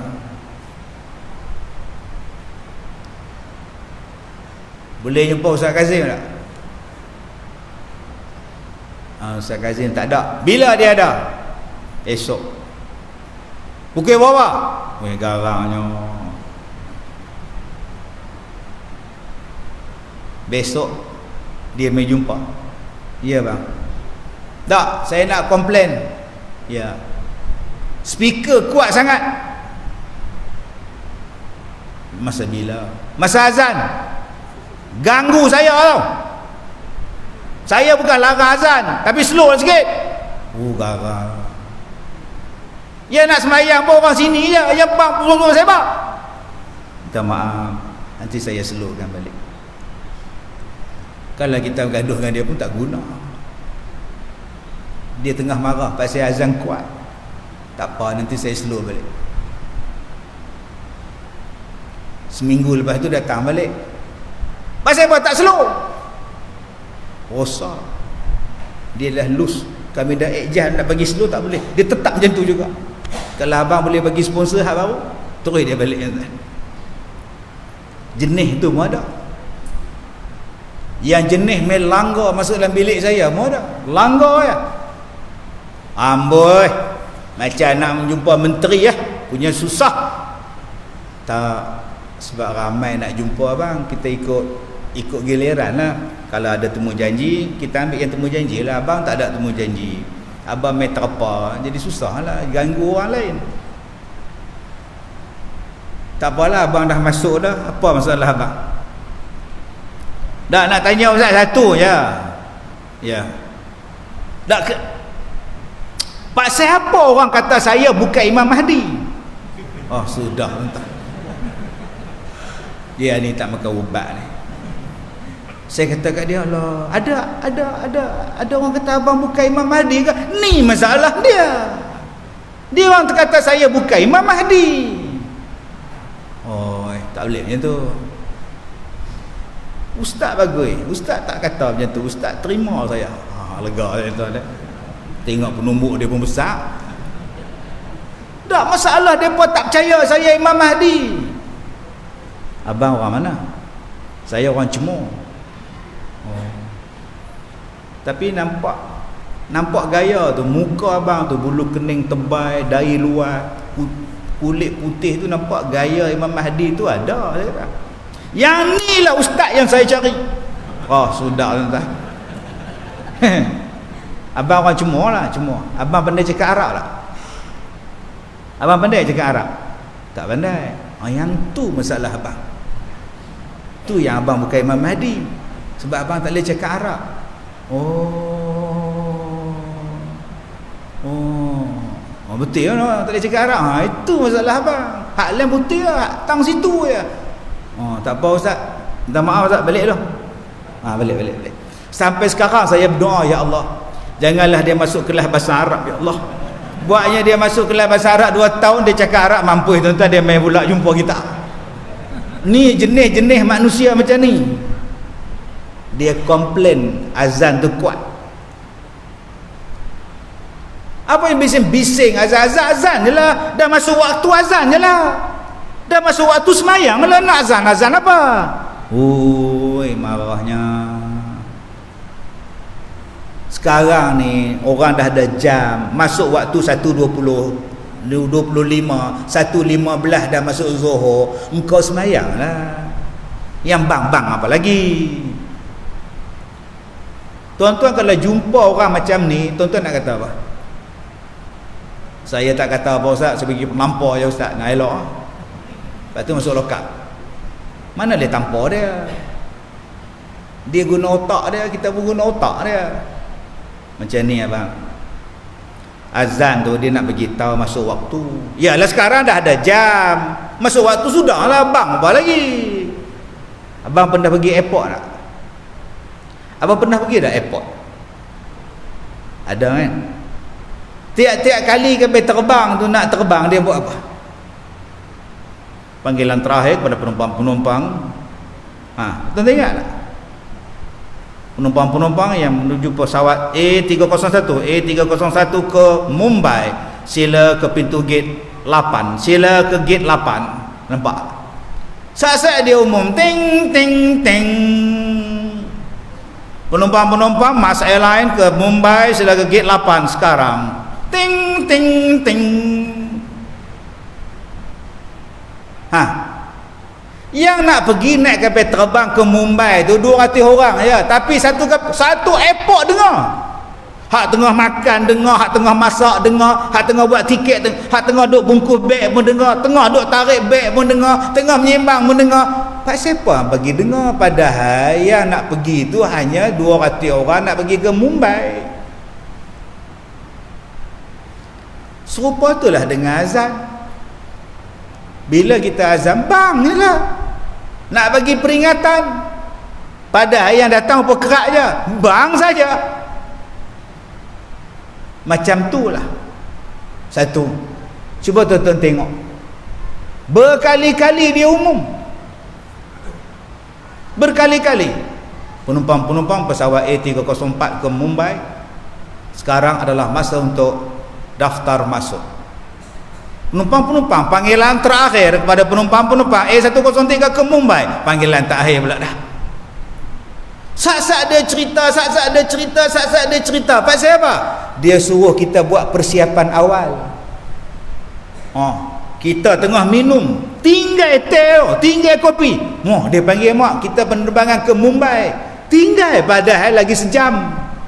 Sebab apa? Sebab nak buat persiapan. Kejap-kejap dia panggil, tak ada siapa pun komplain. Ada tak tuan-tuan pergi komplain dekat orang tu, hang tak boleh mekak, bising mekak tak habis-habis? Tak. Pasal apa? Pasal ada orang yang terpanggil dan dipanggil dengan panggilan tu. Begitulah dengan azan. Dia tetap bagi peringatan 5 kali sehari, lagi nak qomat lagi 5 kali lagi. Sebab apa? Dia bagi peringatan, suruh semayang, buat persiapan. Sama ada kita nak dengar, nak datang, mudah-mudahan Allah buka pintu hati dia. Tapi orang yang bertakwa, bila dia tengok azan, dia rasa rapat dengan Tuhan. Cuba tuan-tuan tengok, bila datang ribut orang azan, baru ni ribut di Ipoh, pusing-pusing semua rumah, bumbung. Apa dia buat? Allahu Akbar, Allahu Akbar. Hak menyorok balik motor pun ada. Yang bang, Allahu Akbar, Allahu Akbar. Azan. Ada tak waktu ribut dia buat benda lain, karaoke? Di matamu, ada entah. Tobat lahum tak ada. Lakum dinukum ya. Dia azan. Subhanallah, Masya Allah. Dekat tak azan dengan kita? Seolah-olah ada satu panggilan yang tarik kita. Bila lahir saja satu budak, belum apa-apa dia dengar Allahu Akbar, Allahu Akbar. Kalau tak azan, apa jadi pada bapak dia? Mak bising, mak mertua bising, tak azan lagi anak kamu tu. Kamu azan. Dah panggil Tok Bilal, dia dah hair. Kamu je lah azan. Marah no mak dia. Bapak begini azan. Allahu Akbar, Allahu Akbar. Nas Cina datang, sudah tukar sekarang. Azan tu dekat sangat dengan kita, tuan-tuan. Orang nak pergi umrah, walaupun dia penyanyi, tetap orang azan. Yang nak pergi umrah tu awi, yang nak pergi umrah tu Amy Search, penyanyi tu. Sebelum Amy Search turun ke tanah suci, kita hiburkan dengan Fantasia Bulan Madu. Tak tahu. Semua azan Allahu Akbar, Allahu Akbar. Dekat sangat kita dengan Tuhan. Rapat kalimah azan tu. Subhanallah. Apatah lagi kalau masuk waktu semayang. Ni hari Jumaat, bila azan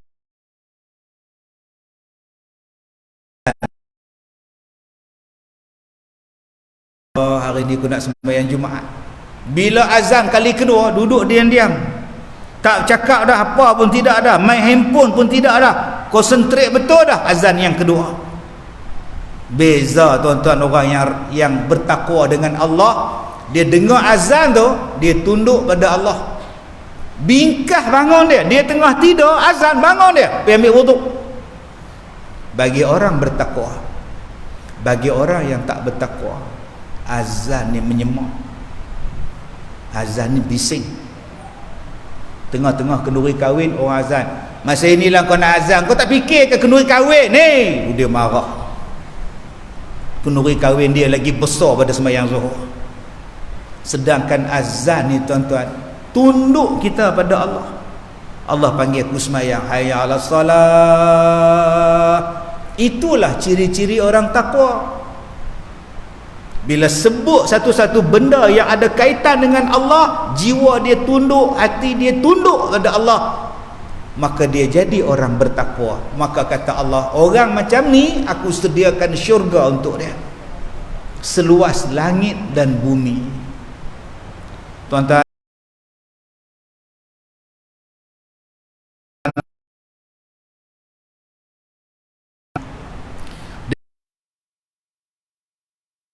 dengan keinginan kita. Apa keinginan kita?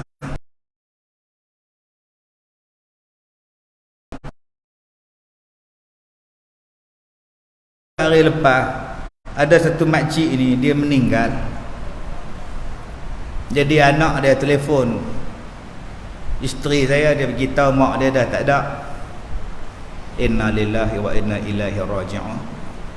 Isteri saya kata, alhamdulillah lah, Allah sayang kat dia, dia pun rindu ke arwah suami dia.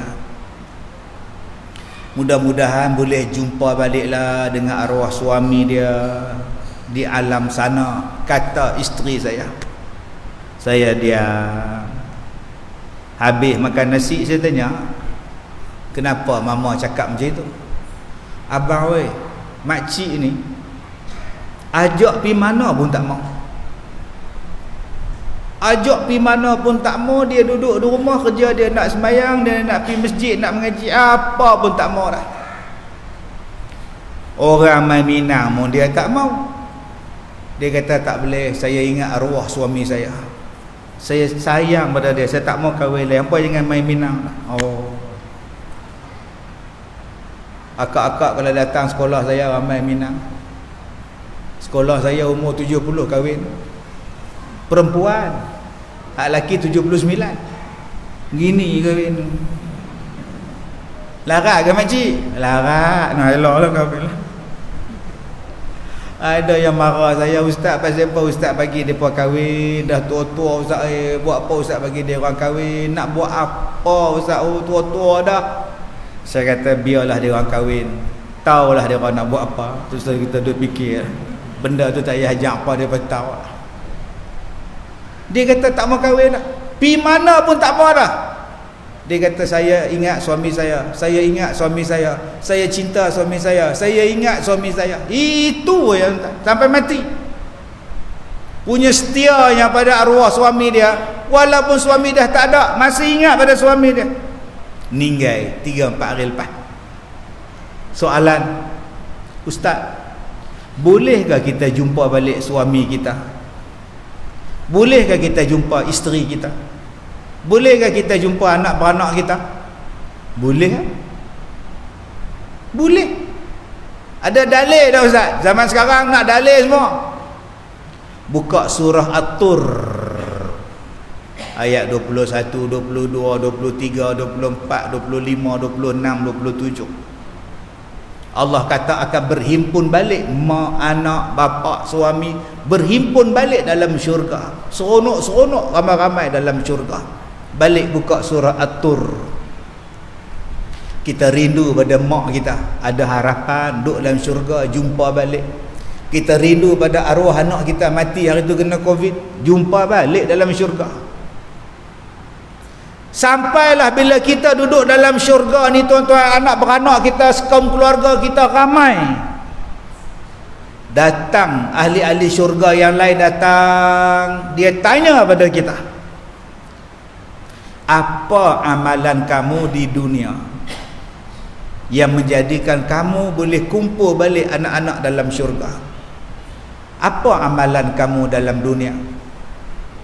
Orang tadi menjawab, qalu inna qablu ahlina musyrikin min qablu musyfiqin.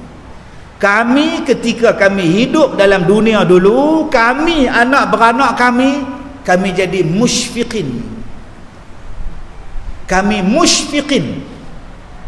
Alhamdulillah hari ini kami bertemu balik dalam syurga, satu keluarga kami. Last hari ini ceramah, jom jadi musyfiqin, jadi golongan musyfiqun, jadi golongan ni yang Allah Ta'ala sebut dalam Quran. Apa dia golongan ini?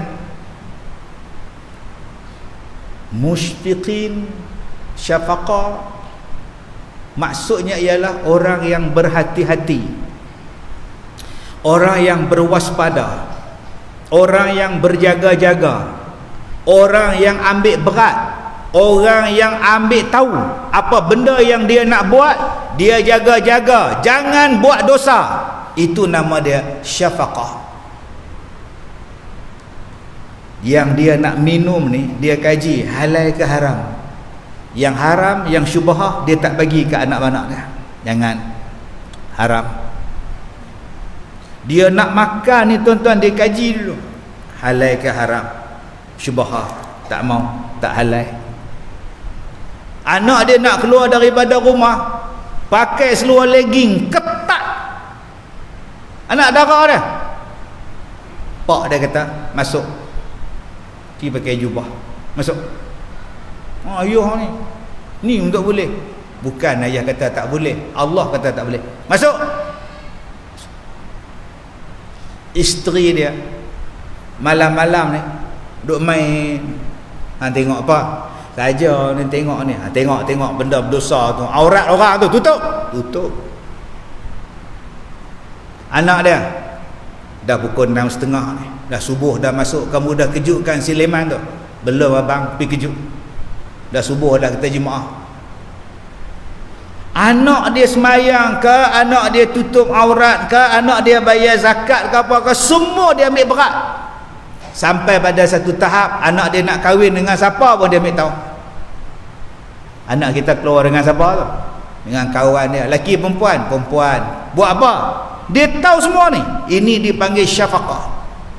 Kalau kita nak berkumpul balik ahli keluarga kita dalam syurga, akak-akak, abang-abang, tolong jadi syafaqah. Berhati-hati, cari yang betul-betul halal untuk kita buat. Benda haram langsung tak usik. Kena buat, tuan-tuan. Kalau teringin nak jumpa balik suami kita dalam syurga, isteri kita dalam syurga, mak bapak kita dalam syurga. Jangan kita tak kisah. Anak dara kita keluar dengan boyfriend, pi Kuantan tengok wayang, kita tak kisah pun. Mana pergi Intan tu, dia tengok wayang dengan siapa? Dengan Syafiq. Balik bila? Habis wayang balik dah. Ada kamu pesan beli popcorn? Ada. Itu pula dia pesan, tuan. Benda haram jangan buat. Saya takut, tuan-tuan, hari ni kita dah tak kisah. Anak kita pakai rantai salib, rantai halus, lambang salib. Kita ingat ke bunga ros rupa salib? Hari ni ada anak perempuan kita, dia buat tattoo lambang setan, 2 tanduk lagi. Dahsyat, tuan-tuan, kalau kita tak berhati-hati. Mak dia bawa anak dia datang jumpa saya, anak perempuan. Mak dia nak selak belakang baju anak dia tu, belakang badan anak dia. Ustaz, mai tengok belakang anak saya. Saya tak payah kak. Tak payah. Buat apa saya tengok aurat? Nak tengok, nak tunjuk ke ustaz? Tak payah. Kak seorang tengok dah. Belah kanan rimau, belah kiri naga. Dekat belakang badan anak perempuan, anak dara dia, tattoo rimau, naga. Atau kau nak buat apa dengan saya? Dah lah ustaz, tolonglah. Tolong apa? Nak ambil serika, pergi pekuk buang. Macam mana nak buang tattoo tu? Serika panas-panas pergi pekuk kan? Saya tanya kat anak dara dia, ya kak pergi buat pasal apa? Saya tanya kak, pasal apa kak pergi tattoo? Sekarang biasa trend. Siapa buat? Kedai Cina. Mana? Talian Jaya. Nyesal tak? Macam mana nak buang? Getik-getik, tuan-tuan.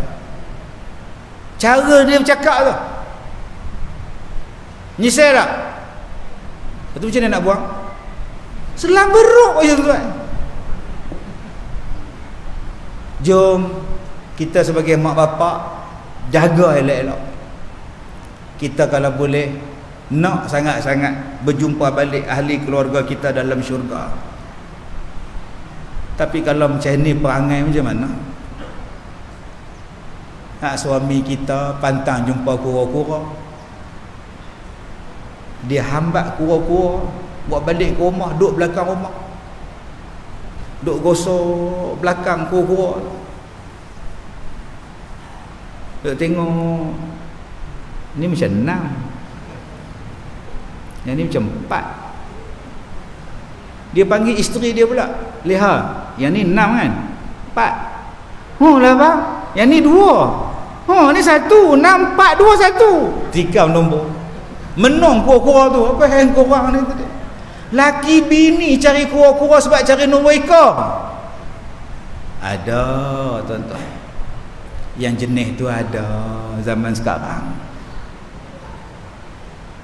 Saya sebagai penceramah tahun 90, saya dah ceramah dah.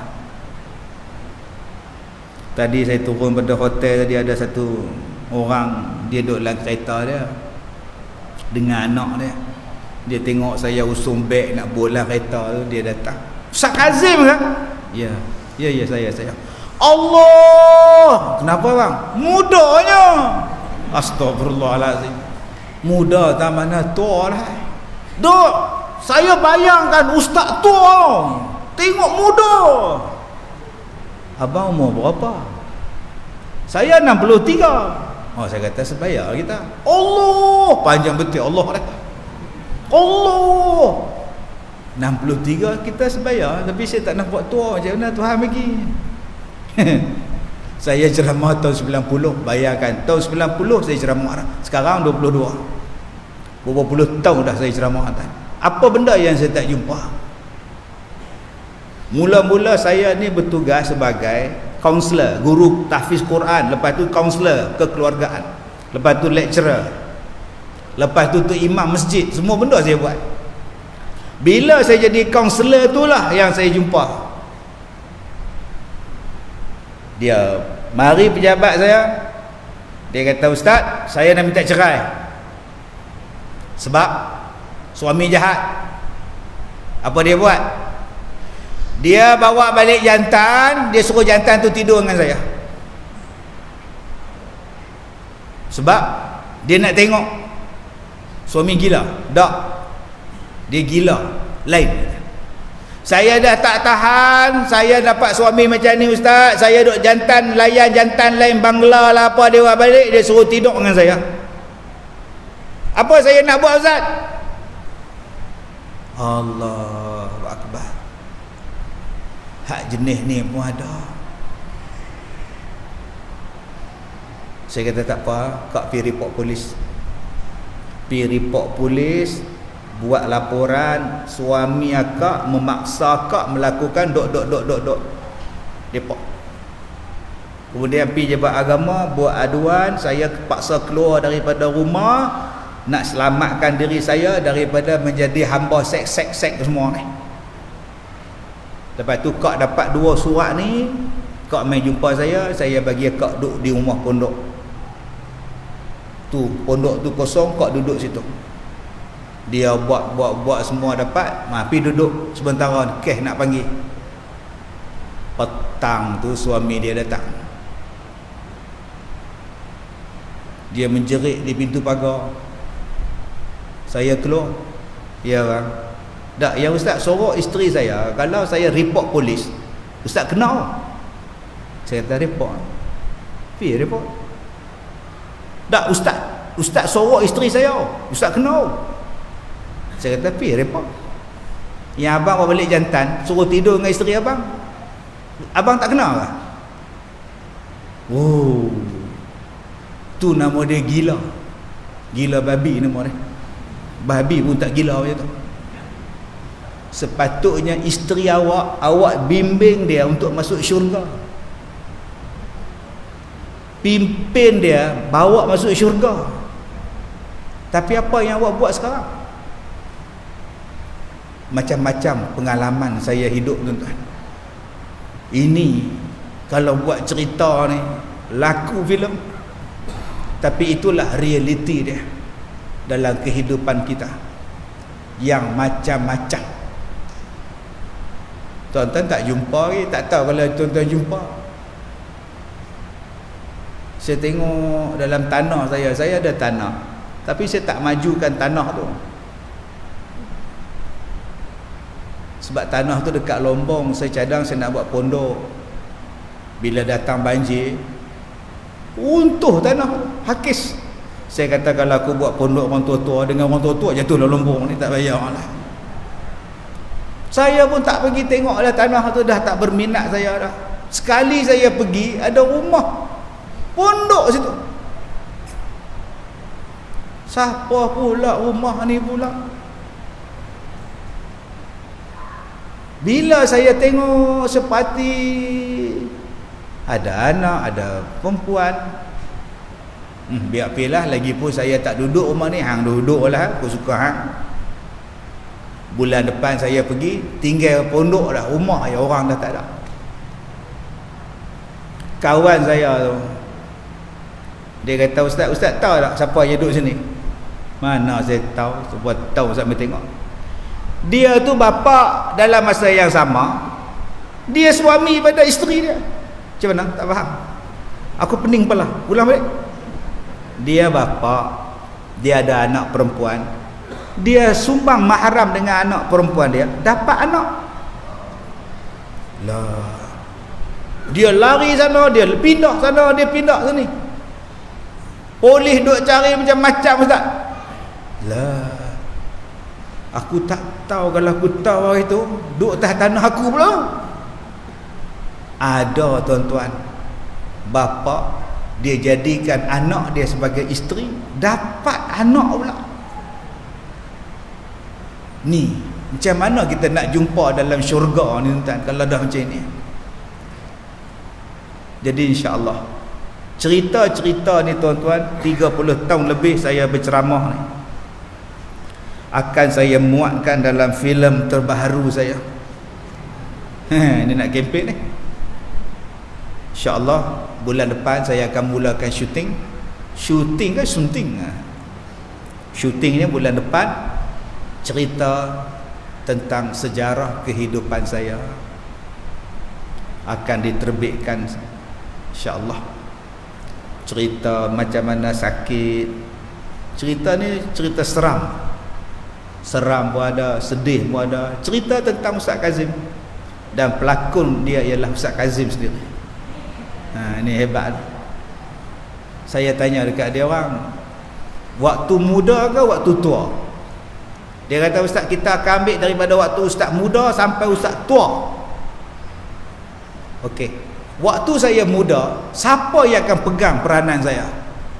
Kami cadang Ustaz Zul Arifin. Astaghfirullahalazim. Saya kata jauh sangat muka saya dengan Zul Arifin, tak padan. Hampa ni pada-pada lah pun. Carilah muka Yairah Zul Arifin apa balung kat saya. Lah buat skrip, ubah balik Ustaz Kazim tak ada zaman muda. Cerita dia sekarang, zaman sekarang.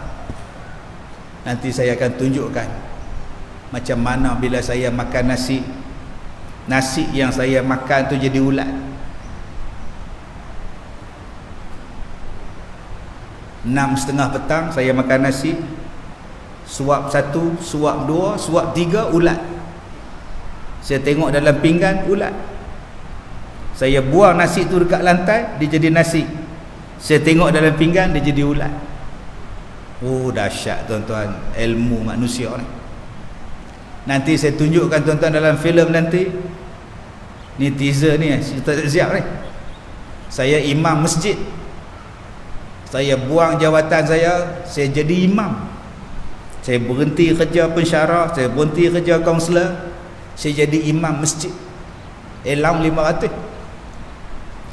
Daripada gaji ribu-ribu, letak jawatan 500. Masjid kata, kami tak mampu Ustaz bayar Ustaz. 500 boleh Ustaz? Ada aku minta duit. Saya cakap, saya nak jadi imam pasal apa? Sebab saya nak mengulang Al-Quran. Bila saya jadi penceramah, saya jadi kaunselor, kaunseling semua ni, saya tak boleh nak mengulang Quran. Saya hafal Quran, saya nak mengulang balik. Saya nak duduk tempat tu imam, saya jadi imam, saya boleh jadi baca Quran. 1 hari saya boleh habis 5 helai. 2 hari saya boleh habis 1 juzuk. Dalam semayang aja baca Quran. 2 bulan habis 30 juzuk mengulang dalam semayang. Itu nak minta jadi imam. Bila saya nak pergi semayang subuh, saya ni dalam rumah kuartus imam tu, dia berombak. Angin apa pula tiup ni? Kursi makan terangkat, kusyen terangkat. Bila saya tengok ke muka pintu, saya nampak tangan keluar daripada bawah pintu tu, berbulu hitam, tengah duk kocak. Ini pengalaman-pengalaman saya yang akan saya buatkan dalam filem yang terbaru. Dan ini bukan tipu, ini cerita betul. Kalau ada orang yang kata betul ke santau tu ada, betul ke jin ni ada, sila tonton di Pawagam. Yang mana faham, tak faham sudah tuan. Siapa pelakon dia? Orang depan tuan-tuan. Pengarah tanya, ustaz boleh berlakon ke? InsyaAllah kot. Berlakon ni teruk ustaz, penat, 24 jam berlakon. Betul tuan-tuan. Saya berlakon dengan Mamat Khalid 18 puasa, tangkap orang tak puasa, 2 hari demam, punya panas, duk ulang benda yang sama dengan ayah kucing, naik van mayat, balik demam. Tapi saya kata dekat pengarah tu, saya kata macam ni lah bang, filem ni filem saya. Kalau saya tak berlakon, saya yakin orang yang berlakon tu dia tak boleh menjiwai macam mana kena santau. Biar saya menjiwai dengan ekspresi muka saya, keadaan saya. Macam mana waktu saya sakit, saya duduk tengah-tengah rumah, waktu maghrib tu ada satu perempuan datang dekat muka pintu. Dia kata kat saya apa tau? Padan muka. Ceramah mengata ke orang, padan muka engkau, biar engkau rasa. Perempuan tergelak. Besok maghrib datang lagi, dialog yang sama tuan-tuan. Orang lain tak nampak, saya seorang je nampak. Saya nak tunjukkan pada penonton macam mana saya berhadapan dengan perempuan tu. Dan saya yakin pelakon lain kalau dia berlakon, dia tak erti nak buat. InsyaAllah, mudah-mudahan kalau keluar filem nanti akan jadi manfaat pada masyarakat. Tu je tujuan saya, tak ada apa tuan-tuan. Dan bulan lepas, minggu lepas, ada seorang pak lawak pelakon. Dia kata, ustaz, saya nak masuk sekolah pondok ustaz. Saya dah tak nak terlibat dengan filem, tak nak terlibat dengan TV, tak nak jadi pak lawak, tak nak jadi pelakon, apa pun tak mau dah. Saya nak belajar di pondok, saya nak hijrah ustaz. Saya kata silakan, pondok tu ada kosong, duduk. Dia artis, dia hijrah masuk pondok. Saya pula orang pondok, hijrah masuk artis. Wallahu a'lam. Yang mana faham, tak faham sudah tuan-tuan. Baik, terima kasih pada semua. Kita jumpa lagi insya-Allah di lain masa. Wabillahi taufik wal hidayah. Assalamualaikum warahmatullahi wabarakatuh. Saya minta maaf jika terkasar bahasa.